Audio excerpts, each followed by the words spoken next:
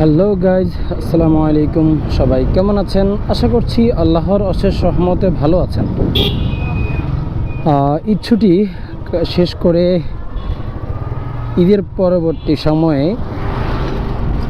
Office শুরু হয়ে গিয়েছে। আমাদের অফিসের উদ্দেশ্যে বের হয়েছি।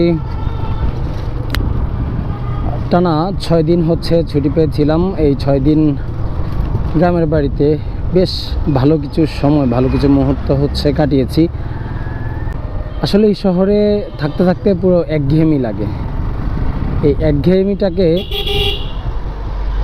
কিছুদিনের জন্য ছুটি দিয়ে আমরা আমাদের গ্রামের বাড়ি বা এক একজন এক এক দিকে মাইন্ডটা ফ্রেশ করার জন্য আমরা ছুটে বেড়াই।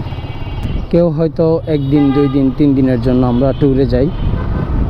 আসলে আপনার কর্মব্যস্ত জীবনটাকে, কর্মব্যস্ত শরীরটাকে কিছু সময়ের জন্য হলেও বিরতি দেওয়া উচিত। এতে করে আপনার যে কাজের স্পিড আছে, কাজের যে গতি আছে, সেই গতিটা আপনি পুরোদমে ফিরে পাবেন। মাঝে মধ্যে বিরতি, মাঝে মধ্যে ব্রেক দেওয়া অতীব জরুরি। হলে আপনার দেখা যাচ্ছে যে আমাদের জীবনটা একঘেয়েমি হয়ে যায়। তখন আমাদের কোনো কাজে ঠিকঠাক মতো মন বসে না, ঠিকমতো আমরা ওই কাজ সম্পূর্ণ করতে পারি না। ফলে কি হয়, বসদের কথা শুনতে হয়, কাজের যে কোয়ালিটি আছে, কোয়ালিটি নষ্ট হয়ে যায়।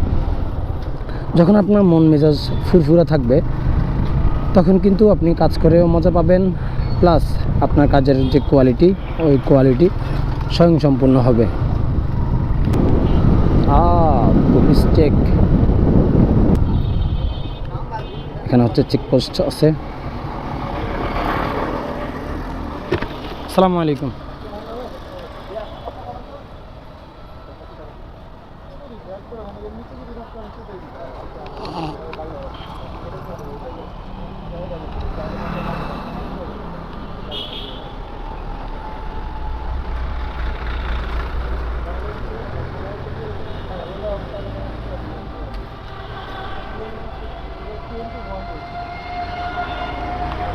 Thank you.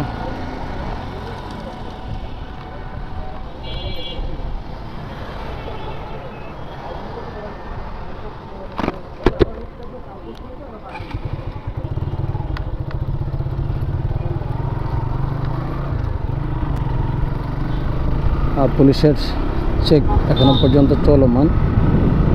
Palashi মোড়েই police check দিয়েছে। পুলিশকে সর্বাত্মক সহযোগিতা করা, এটা আমরা নাগরিক হিসেবে এটা আমাদের দায়িত্ব। আর পুলিশ আমাদের নিরাপত্তা দেবে, এটা তাদের দায়িত্ব। তো আপনি সবসময় আইন শৃঙ্খলার উপরে আপনি দায় চাপিয়ে দিলে চলবে না। তাদেরকে হেল্প করতে হবে, তাদেরকে সহযোগিতা করতে হবে, যেন তারা ওই কাজটা যেন খুব সুন্দর মতো করতে পারে। তো দেখা যাক কি হয় আজকে। আশা করছি আজকে দিনটা ভালোই কাটবে। হ্যাঁ, এই অটোরে আমি বুঝি না, এই অটোগুলা কেন যে সারাটা রাস্তা জুড়ে তাদেরকে চলতে হবে। তাদের তো একটা নির্দিষ্ট একটা লেন আছে। সে ছোট গাড়ি, সে থাকবে বাম পাশে। সে আল্লাহ ওদের হেদায়েত দান করুক।